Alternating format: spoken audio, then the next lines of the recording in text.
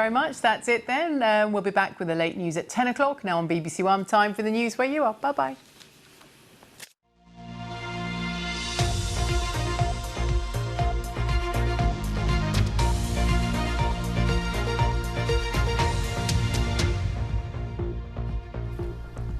Welcome to BBC London, I'm Alba Batel. The race to be London's mayor continues this evening with Labour's Sadiq Khan holding a narrow lead over his Conservative rival Sean Bailey. It's been a much closer contest than many had predicted. Let's go to City Hall now and join our political editor Tim Donovan. And Tim, a very interesting contest here. What's the latest? Yeah, still narrower than we thought, but it has lengthened a little bit, Sadiq Khan's lead. And the situation now, because we get these, the score cumulatively, if you like, when with 9 out of 14 London constituencies counted, Sadiq Khan is on 40 and Sean Bailey for the Conservatives is on 35. You'll know there were jitters yesterday in the Khan camp, not least because quite a few of the seats counting yesterday were more inclined to the Conservatives in the past, and he lost ground. So if you look at Lambeth and Southwark, he lost some share there. In North East, Heartland, his vote share was down 5%. In Brent and Harrow, where he'd been ahead in 2016, he was second to Sean Bailey at this time with a loss of vote share. But we've had a couple of results in the last hour in Greenwich, in Lewisham and in Camden and Barnet, where Sadiq Khan's vote appears to have been holding up better, and it does look that he is set for a second term. And Tim, when do you think we'll get an official result? Well, there had been some doubt about that, but we were told in the last few minutes that the result, the declaration, will happen this evening. They've been very cautious here because of all the problems there have been with COVID affecting the count, but we will be getting the declaration this evening. It's expected around 8:30. There had been talk of there being delays out at the XL, where Tower Hamlets and Newham, as well as doing the mayoral count, are also considering a referendum on whether there should be mayors in the future. But it looks like it's resolved. Mayoral declaration due at 8:30. An exciting race. Tim Donovan for now, thank you very much. Well, we've learned that tens of thousands of Londoners will not have their votes counted because they did not fill out their ballot papers correctly. It's led to questions over whether the voting process was clear enough. With more, here's our political correspondent Carl Mercer. So the votes are all in and the counting is underway. But how many of those votes will actually count? BBC London has analysed the first batch of figures from the 7 London constituencies counted yesterday. They reveal high numbers of rejected ballot papers in the race to be mayor. This is a ballot paper that seems to have caused all the confusion.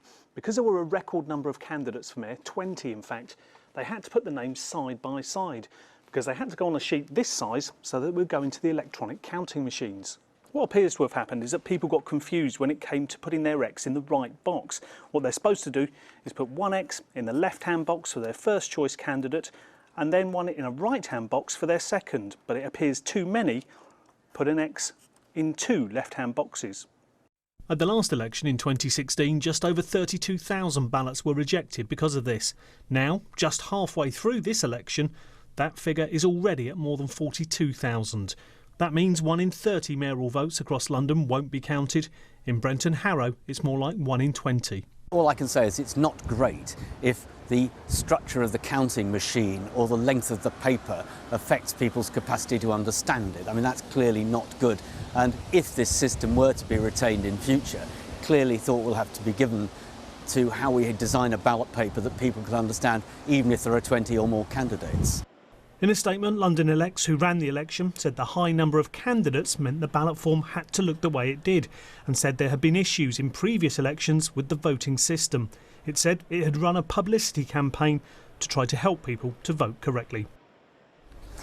Well, let's get more on this because Carl's with us in the studio. And Carl, a high number of invalid ballot papers here. Could this lead to a challenge? Yeah, and that's only halfway, remember. It could go up to nearly 100,000, we think, once all the votes are in. So that is clearly a big issue, but we don't think it's going to be challengeable. We've spoken to all the campaigns today, and although they're concerned that 100,000 potentially Londoners won't have their votes counted, they're saying they don't think it's going to affect the result. If it had been a lot closer, it might have been a different story.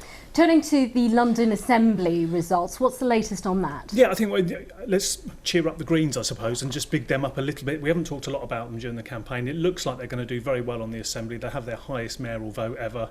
Could pick up maybe 3 seats on the London Assembly, which would be their highest ever. Lib Dems might pick one up as well, because the UKIP vote has obviously gone. Those 2 seats will go. So good news for some of the smaller parties there, as well as the Bailey Khan stuff we've been talking about. Carl Mercer for now, thank you very much.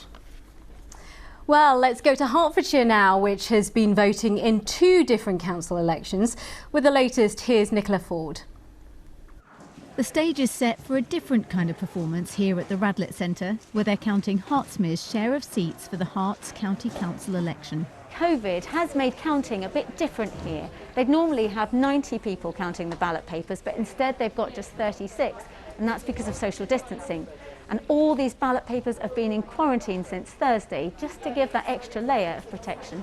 The district of Hertsmere currently has 7 Conservative councillors, and little is expected to change here.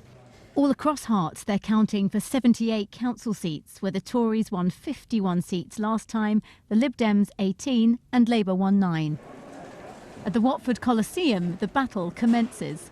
I hereby declare that Stephen Cavender, so indicated, is duly elected councillor. But in the end, there was no change. The Lib Dems held on to 4 seats and Labour retained 2. We're really pleased to have held 4 of the 6 county divisions in Watford. I think it's a vote of confidence in really hard-working local councillors in Watford. I think we're pleased with what we've got. We've maintained the seats and we've put our votes up in some of the other seats, which is good news. With more results to come, it will be a while till we see a clearer picture in Herts. Nikki Ford, BBC London. Well, there have been an overall gain of 2 Conservative seats in the Hertfordshire County Council race, with over half the seats yet to be declared. And don't forget, you can get all the latest results where you live by using the BBC's guide on the website or via the BBC News app. Well, let's get the latest on the weather now. Here's Kate Kinsella. Good evening. Well, despite the wind and rain from earlier, it has actually felt a little more mild today, and will do through the weekend into this evening overnight. We're hanging on to the brisk southwesterly, but it's largely dry and the temperature staying in double figures. For Sunday, again, largely dry, some sunny spells, but you might just get a spot of rain further west you are. Temperatures tomorrow, despite the wind, 19, maybe even 20 Celsius. Now, temperatures stay reasonable for next week, at least where they should be for the time of year, certainly a little milder than last week. Well, don't forget, there should be a result in the mayorals tonight. Plenty more on our website for that. That's it from us for now. Thanks for being with us for the latest local election results so far. And from me and the team, do enjoy what's left of your Saturday evening, won't you? Bye-bye for now.